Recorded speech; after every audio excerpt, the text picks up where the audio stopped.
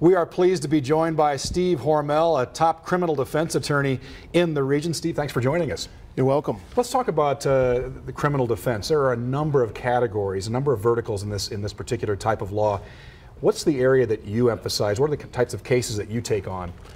One of my fortes, or one of the things that I've been known for throughout the years, is white-collar fraud crimes.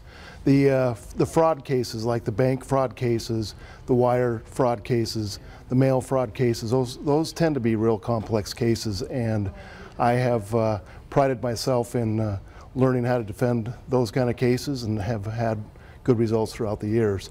I also have handled a lot of major drug trafficking offenses throughout the years, and I still get a lot of cases in that category, and so I really emphasize those cases. I emphasize a new area that I've gotten into is medical marijuana.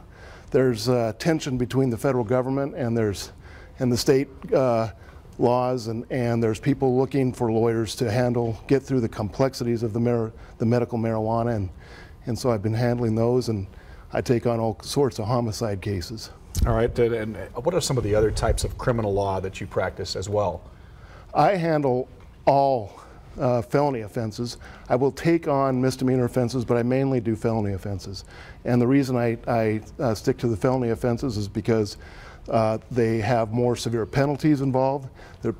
People are really looking for someone who knows what they're doing and in their legal situation. So I handle all sorts of federal and state felony offenses. Well, speaking of federal offenses, you were the chief trial attorney for the federal defenders of Eastern Washington as well as Idaho. What type of advantage does that give you over other criminal defense attorneys? Well, I was the main top-line supervisor of the federal defenders for over 7 years.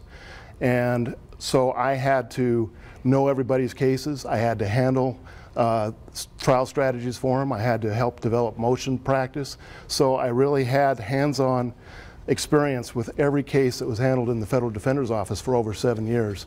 So that really brings a huge mix of experience that I have, especially for the complex federal cases. You are comfortable in a big setting, big cases, big trials.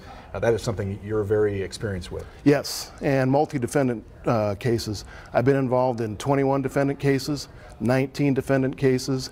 We had a major high-profile case with the Gypsy family here in Spokane years ago that I was one of the lead lawyers in putting that together successfully.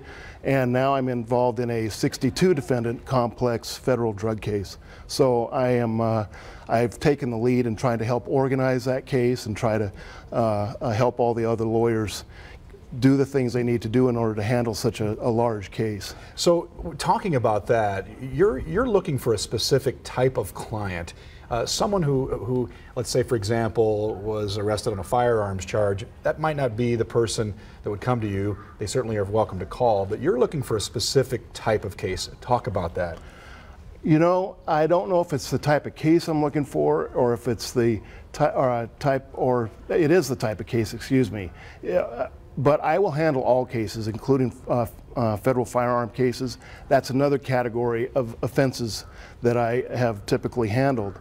But what I am is I'm selective in the cases that I take. I put the cases through a review process because I do not want to take a case unless I understand the story behind it and believe I can actually do something for the person who comes into my office.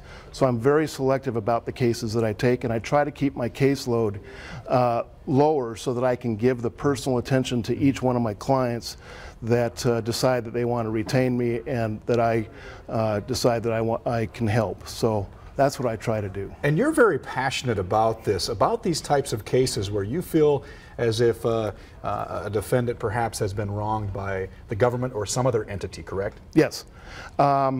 What I try to do is, and the philosophy that I've developed over the years is a criminal defendant, whether they can pay or can't pay, has a difficult time getting their story out. The story typically will help them. The story will typically help show their innocence. The story will typically help mitigate a sentence if they're convicted. And what I really try to do in each of my cases is develop the client's life story, the client's situation at the time that these allegations are held against them, to try to, so that I can explain to people, whether it's a jury or whether it's a judge, why they should either find my client not guilty or whether they should mitigate a sentence that my client faces if they choose to plead guilty or reach a plea bargain with the prosecution. Those are very plugged into the case, obviously. Talk about, you kind of describe yourself as a grassroots guy. Explain that. I am. I grew up in Eastern Washington. I lived in Warden. I lived in Ephrata, graduated from Ephrata High School. I went to Wenatchee Valley College. I played tennis for Wenatchee Valley College. I went to Eastern, got my teaching degree at Eastern Washington University. I then taught for a year before I entered law school. I went to Gonzaga University School of Law.